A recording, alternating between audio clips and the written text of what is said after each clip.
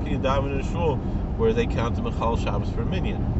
And Rav Moshe has his answer that it's not really a minyan for tefillah, but it's a minyan for davar shebekadusha,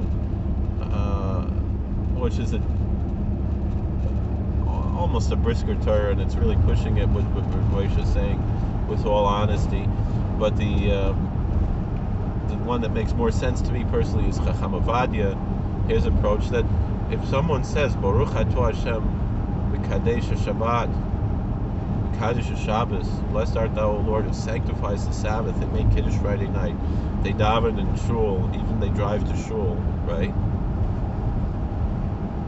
They are expressing their faith of the holiness of Shabbos.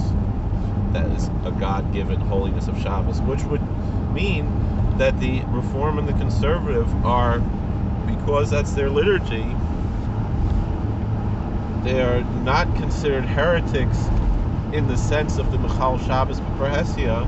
They might be heretics for other reasons. Generally, conservative isn't, their actual ideology is not heretical, and they are, in a sense, a halachic movement. They're problematic. I kind of see the conservative like I see the Messianic Chabad, and even how my friend Asher Meza got into trouble, but he's right, and my Rebbeim concur with this, that whatever you can apply to the Messianic Chabad, you can apply to the other Messianics. Halachically speaking, that they are wrong without being heretics, as opposed to, and it depends on what, like Reb Aaron Feldman's very famous tshuva about the Messianic Chabad, where he said there's a difference between the Mashiachist and the Elokist, or the Bereinics, right? That and again, we don't have to get into that issue, but probably the majority of Chabad believe that their late Rebbe in some form is Mashiach, or will be Mashiach, or whatever it is, and then you have and that those groups are not heretics. They're wrong, but they're not heretics. They shouldn't be seen as any type of scholars, because that they could come to such a silly conclusion based on the Gemara in Sanhedrin, but they are not heretics. But they're still wrong, as opposed to the Bereinics, the ones who made an Avodah Zarah, who formed an idolatrous approach to this, similar to mainstream Christianity, about Lubavitcher Rebbe, the last person to call himself Lubavitcher Rebbe, that was accepted by the vast majority of Lubavitcher Chassidim.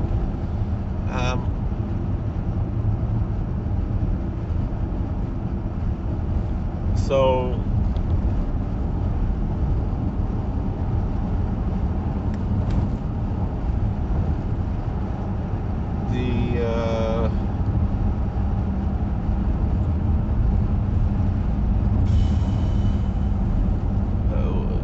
in any event, those who made the Avodah Zarah, they're heretics. They're not part of Klal Yisrael.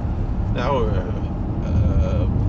Malkiel Cutler is saying, Bichlal, their whole approach and their lack of the idea of Das Torah and so forth, and their insults to other Rabbonim and a lot of other issues is why they're Yotzim, according to Malkiel Cutler. But anyway, Reb Aaron Teitelbaum, the Satmar Rebbe, and Kiryas Joel, he pretty much said, no, they are part of Klal Yisrael, and he had his reasons why he didn't want to participate in this particular event. But like it was interesting how when Malkiel Cutler said, the whole Klal Yisrael is participating in this event. Yeshiva University also, I don't think, maybe they had one or two people who were participating, I don't know. But the RCA wasn't, pushing all of their people to attend.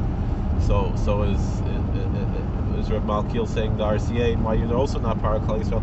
I find that approach to be untenable, but it is an approach that has presence among certain aspects of what would be considered a mainstream Das Torah approach in the Jewish people. That's a very limited approach as to who was part of Klal Yisrael. and Lakewood is a very,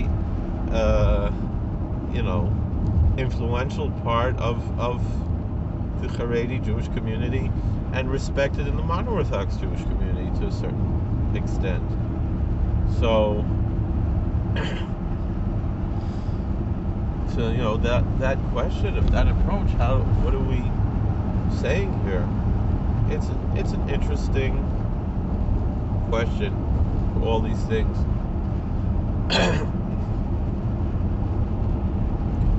So,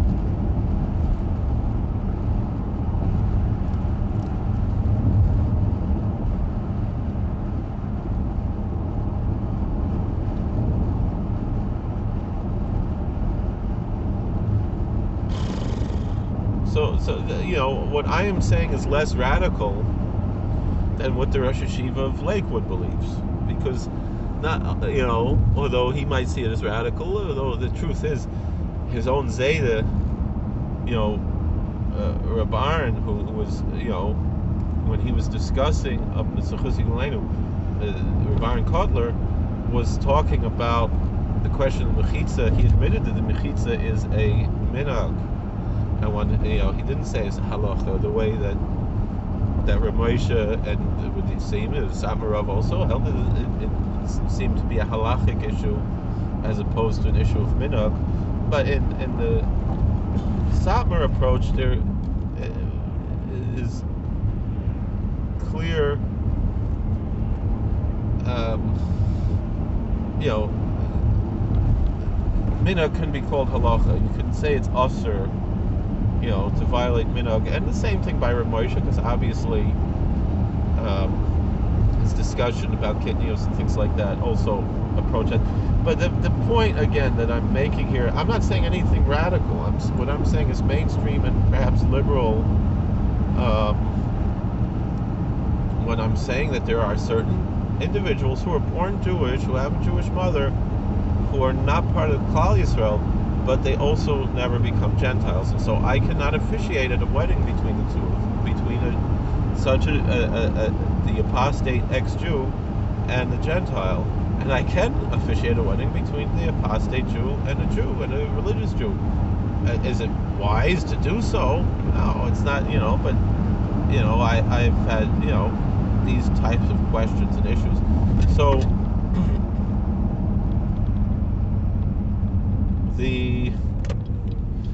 Again, I think very few Jews are actually apostates. Some people might even call themselves apostates and not actually be so. And again, like I said from the beginning, there's a lot of ignorance, and in Israel it's certainly the case, because most people in Israel, very few people identify as Chiloni. The combination of the Dati and the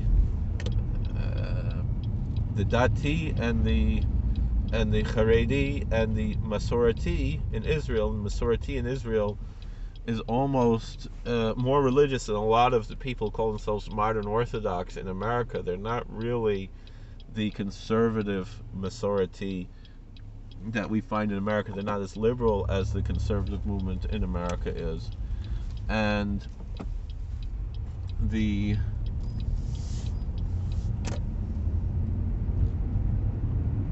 And yet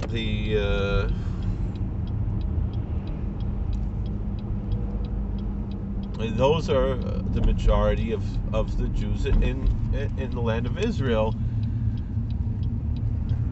And taking it a little bit further, a lot of these people who call themselves Chiloni still have a Pesach Seder, still fast on Yom Kippur, light Hanukkah candles with a bracha. So this term Chiloni is more of a political affiliation as opposed to a religious expression of their beliefs.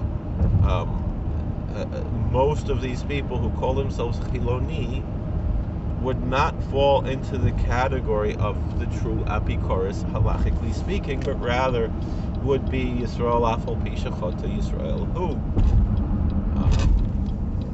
That they're Choitim, but not necessarily Yotzim.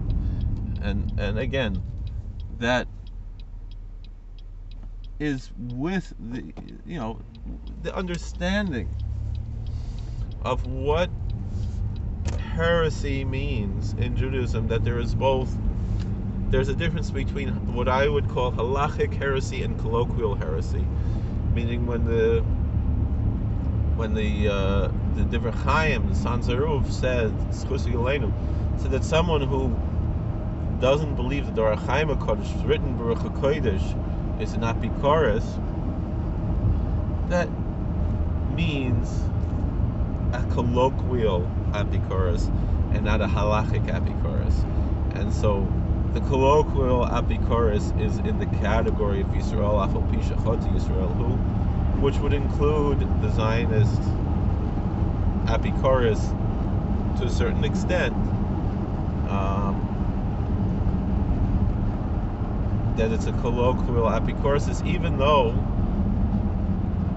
Shinavarov, Sanzarov's son, held, and I think he's right, that when it comes to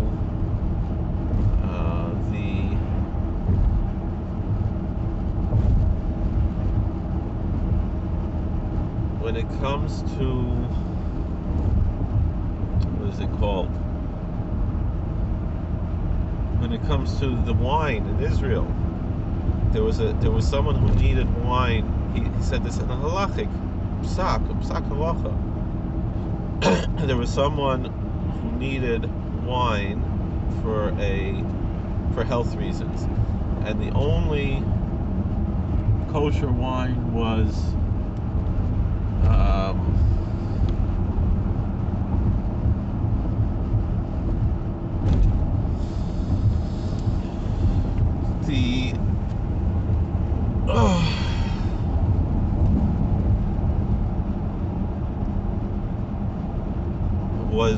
came from a certain winery in Israel, and I don't know if that would even be what actually had a hechsher or not. There was a whole issue. But the Shinavarov said that it's better to have stam yenam from Gentiles, because they are not menaschim b'zman hazeh.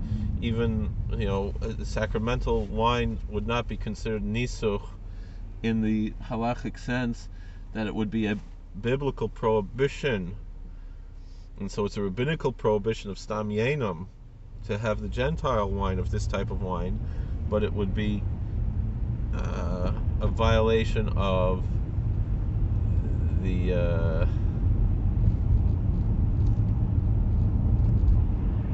what do they call it, of the actual what's the name of the thing of yayin nesech, of idolatrous wine, to take it from the Zionists. So it's a complicated issue, and we're not going to get into all of this right now. But the point is still, Sanzarov would never say that any rabbi could be Masar Kedushin between this Zionist heretic and a Gentile. However, just because I cannot officiate at such a wedding doesn't mean that I'm really opposed to it. That's another aspect of this, meaning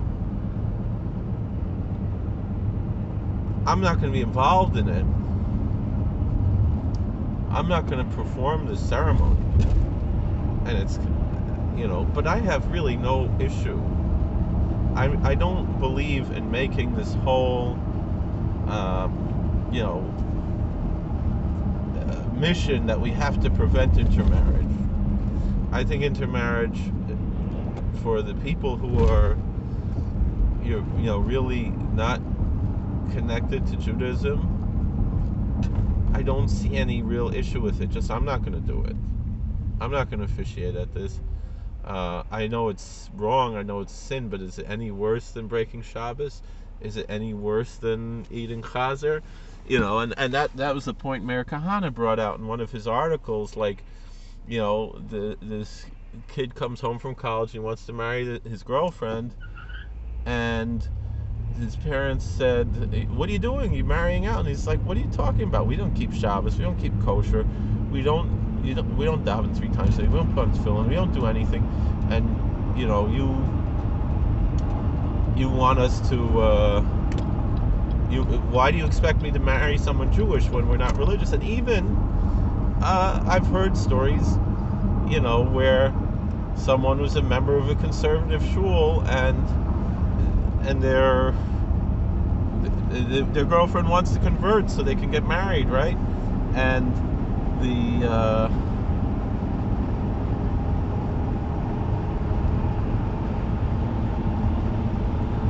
and the father says, "Well, make sure she does an Orthodox conversion." Well, why should she go to an Orthodox conversion if we're conservative?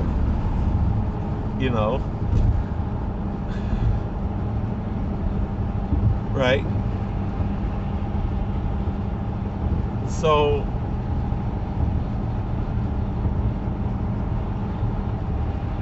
and that one makes a little bit more sense, and that one's not as hypocritical, I don't think. But the child that sees a certain hypocrisy, why didn't we just stay going to the Orthodox shul then? Or, even if we're going to drive to shul on Shabbos, either way, why are we driving conservative shul? We might as well drive to the Orthodox shul. They're not going to kick us out.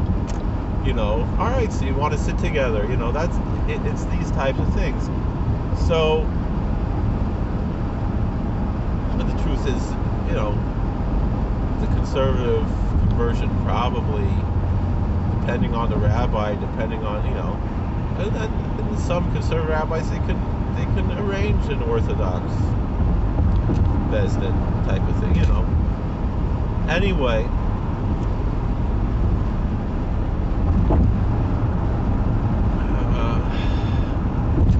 really the point that I'm bringing out here is that I cannot, and let's say it like this. Let's say you have, this question of this intermarriage.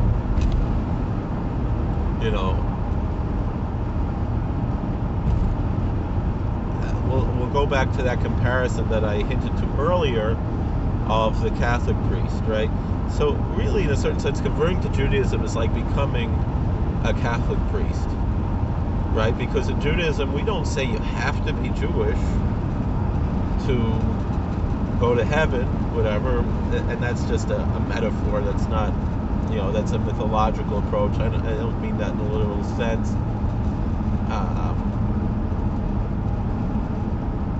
But it's better to become a Jew. But once you become a Jew, you have obligations, just like the Catholic priest has obligations that the lay person doesn't have, or even a deacon has obligations that a lay person doesn't have. A deacon, for example, if his wife predeceases him, he can never remarry, right?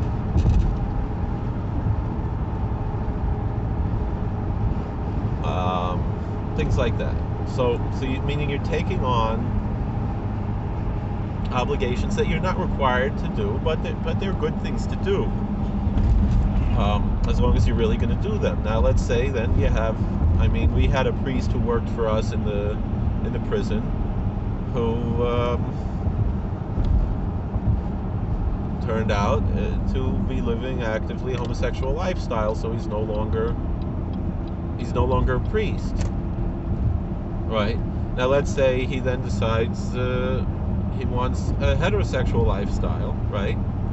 And he wants to marry a woman, and they want to go to a priest to get married, right? After he left the priesthood, right? And he wants to go to a priest to have the sacrament of marriage performed between him and a woman, right? Which is what the church wants him to do. The church doesn't want him living with a man like this. They want him living with a woman, right? If it's certainly better, right, in the eyes of the Catholic Church, right?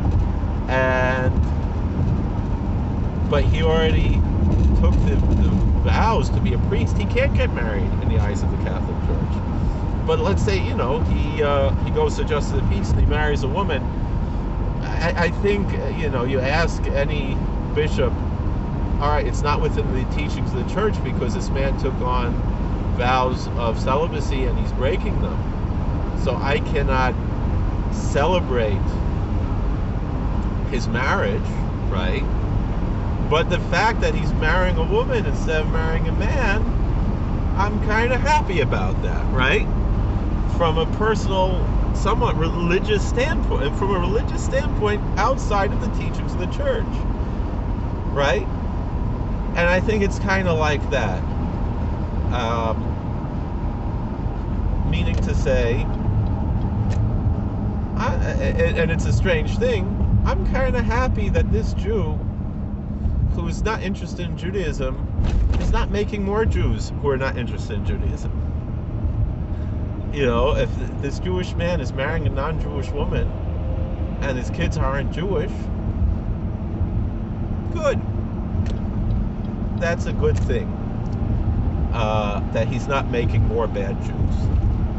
Right? I mean, you'd have to say that, or else why don't we just convert anybody who comes and asks to be converted? And I think we should convert 99% of people who ask to be converted. And I think most people on their own are going to decide not to convert, and we don't need to really push them away that much.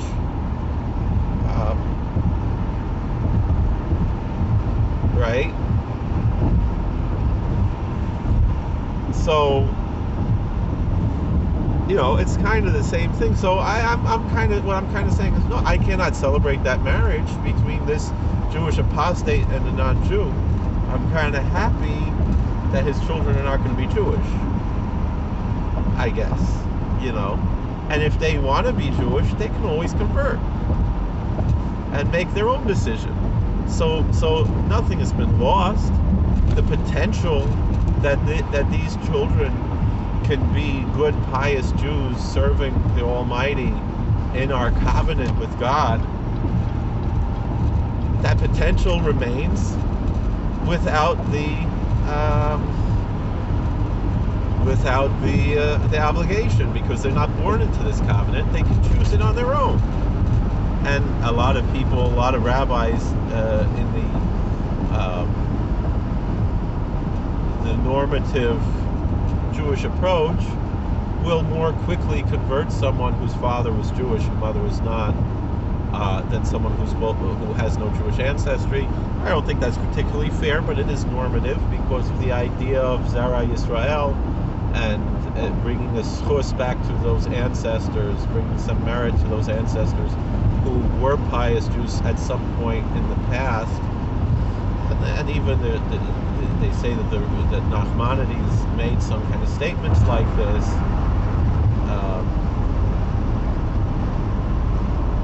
And there's whole stories about that, which make me a little uncomfortable, but it is what it is. Because I am non-racist in this sense. I believe if someone wants to come and be a good, pious Jew, and they know what they're getting into, put them in the mikveh already.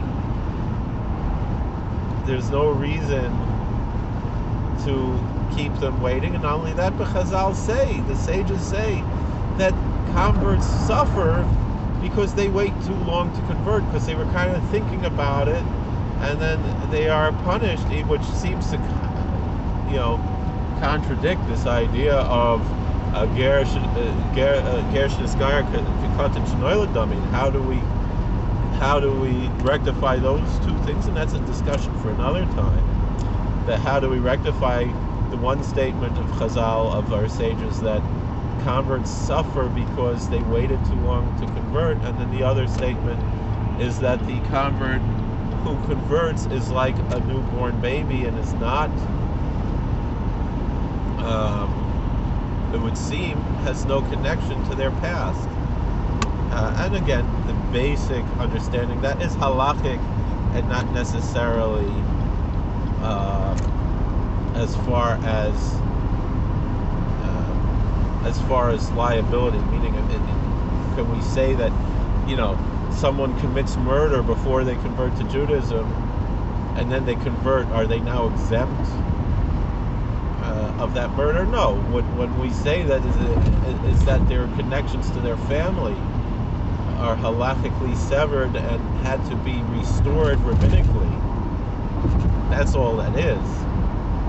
So these are some of the things that we are discussing here.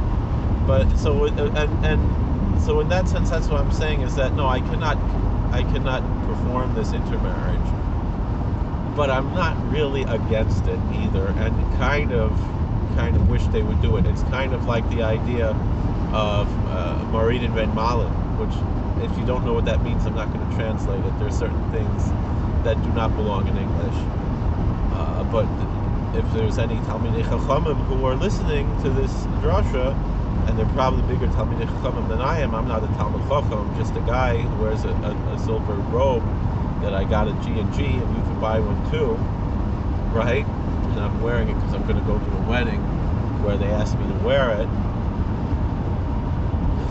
But I'm doing another one first where I'm wearing a different robe. I'm going to wear a plain black robe. But anyway,